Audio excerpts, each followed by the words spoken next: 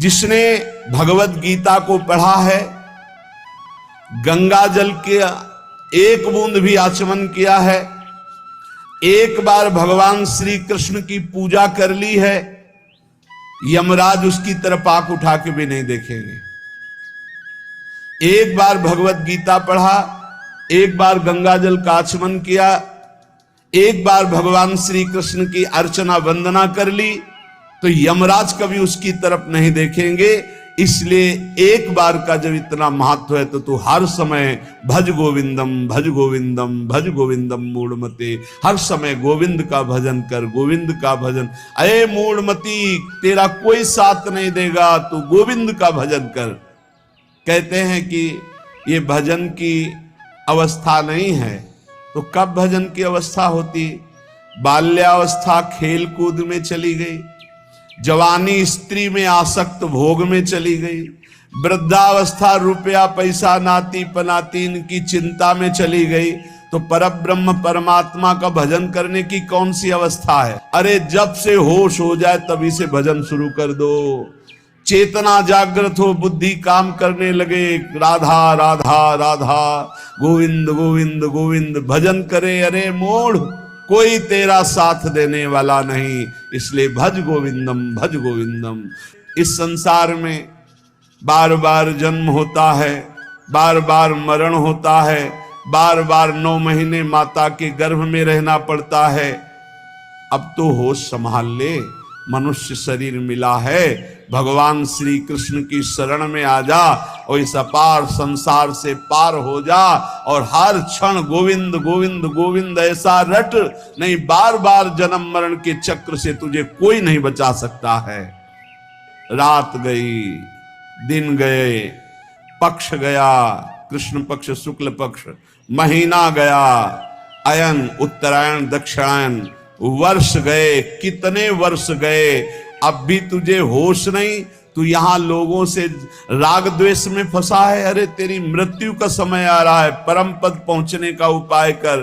किसी से ईर्ष्या मत कर, मत्सरता मत कर, किसी की निंदा मत कर, किसी से द्वेष मत कर। अंतिम समय आने वाला है, इसलिए गोविंद गोविंद गोविंद ऐसा भजन कर ले। अरे मूढ़, तेरा कोई साथ देने वाला नहीं। माताओं बहनों की तरफ काम दृष्टि से देखकर अपनी क्यों दुर्गति करते हो? कुछ नहीं है। जहां तुम्हें आकर्षण लग रहा है कुछ नहीं है। मोह विकार है तुम्हारा, अज्ञान का विकार है। बार बार मन में विचार करके उनके चरणों में वंदना करो, उनके प्रति काम भाव करके। गलत दृष्टि से मत देखो, मूढ़ तेरी दुर्गति हो जाएगी। इसके लिए तू गोविंद का भजन कर, गोविंद का भजन कर। माताओं बहनों पर काम दृष्टि करके दुर्गति का कारण मत बन। कष्टों, जरा विचार कर, तू कौन है? कभी बैठकर सोचा कि शरीर में रहते 15 वर्ष हो गए, 30 वर्ष हो गए, 50 वर्ष हो गए, तू शरीर नहीं तो है कौन? कभी सोचा? कष्टों, कौन है तू? और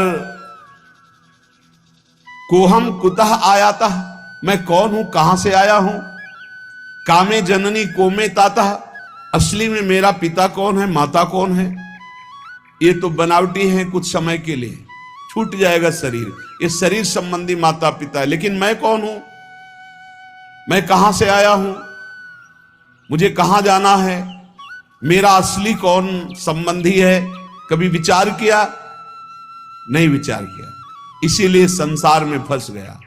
अब विचार कर, शुद्ध विचार के लिए गोविंद गोविंद गोविंद ऐसा नाम जप कर, तो तुझे समझ में आने लगेगा ये संसार असार है। उमा कहूं मैं अनुभव अपना, सत हरि भजन जगत सब सपना। चाहे एक श्लोक ही गीता जी का पढ़े, रोज गीता जी का एक श्लोक पढ़कर अर्थ सहित चिंतन करे। विष्णु शास्त्र नाम, गोपाल शास्त्र नाम, इनका नित्य पाठ करे। 1000 नाम हो जाते हैं, बहुत लाभ मिलता है। 35 मिनट में हो जाता है, बहुत आराम से गाइए तो 40 मिनट में हो जाएगा। रोज गोपाल शास्त्र नाम, विष्णु शास्त्र नाम का पाठ करो। रोज गीता जी के भले चाहे एक श्लोक ही पाठ करो, और कह रहे कि भगवान श्री हरि का नाम कीर्तन, उनका पूजन, उनका ध्यान करो और सदैव संत जनों का संग करो। नेयम सज्जन संगे चित्तम, चित्त संत जनों की वाणी में दे, असंतों की वाणी में ना दे। पर हमें लगता है संत जनों की वाणी में चित्त बहुत कोई भाग्यशाली देता है, नहीं तो प्रपंच की वाणी सुनने के लिए कान बहुत लालायित रहते हैं।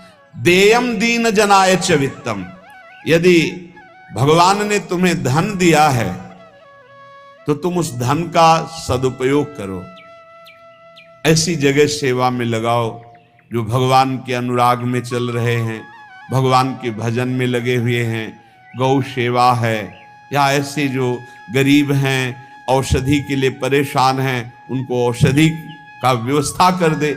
ऐसा धन का शोधन धन्य प्रथम गति जा। नेयम सज्जन संगे चित्तम, देयम दीन जनाय च वित्तम। धन की सार्थकता है दीन जनों की सेवा में, और खूब नाम जप करे। ये शरीर तुम्हें बहुत प्यारा लग रहा है ना, इस शरीर को बहुत लोग तुम्हारे प्यार कर रहे हैं ना, ये सब माया का नाटक है। जिस दिन तुम्हारा प्राण इस शरीर से निकल गए ना, तो जो बहुत प्यार करते थे वो नजदीक नहीं बैठना चाहेंगे। चाहे जितना प्यारा कोई रिश्ता नाता संबंध रखता हो, और मुर्दा घर में एक कमरे में हो, कह दे जाओ उसके पास बैठकर रात व्यतीत करो, तो कह के डर लगेगा। प्राण निकलने पर कोई तेरा नहीं है, इसलिए जब तक प्राण है तो प्राणनाथ गोविंद का भजन कर ले। गोविंद गोविंद गोविंद। जो अपने ब्रह्मचर्य का नाश करता है तो पहले उसे सुख जैसा लगता है, बाद में वो भयानक रोगों से ग्रसित हो जाता है। सुखता क्रियते रामा भोग। बहुत सावधान। जितना आप अपने ब्रह्मचर्य को सुरक्षित रखेंगे उतने ही आप आत्म बलवान होंगे, उतने आप पवित्र बुद्धि वाले होंगे, उतने ही शरीर आपका स्वस्थ होगा, आपकी इंद्रियां तेजस्वी बलवान हो जाएंगी। भोगों की तरफ जाने के लिए नहीं, भगवान की तरफ जाने के लिए। और जो काम भोग को बड़ा सुख मान करके रमण करता है, पीछे शरीर जर्जर हो जाता है, बड़े भयानक रोगों से ग्रसित हो जाता है।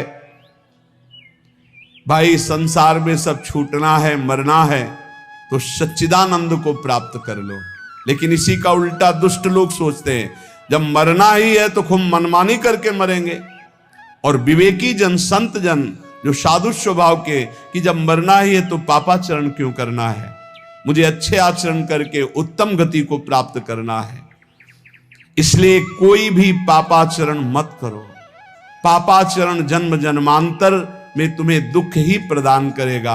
हर समय गोविंद गोविंद गोविंद ऐसा भजन करो। तन ढकने के लिए यदि चिथड़े भी हो तो चलेगा, तन ढकने के लिए, शरीर पोषण के लिए ज्यादा चिंता मत करो, ये तन भी जलेगा, सड़ेगा, नष्ट होगा। इसलिए पापाचरण करके बहुत अच्छे कपड़े पहनने को मिले तो हमारे लिए नरकगामी स्थिति ही है। वर्तमान में भी पापाचरण के द्वारा शरीर को मत सजाओ, मोटी सोने की जंजीर, बढ़िया कपड़ा, कुछ नहीं। ये अग्नि में भस्म होने वाला शरीर है, ये नष्ट होने वाला शरीर। पापाचरण करके इसे सजा रहे हो और पाप करके दुर्गति भोगोगे।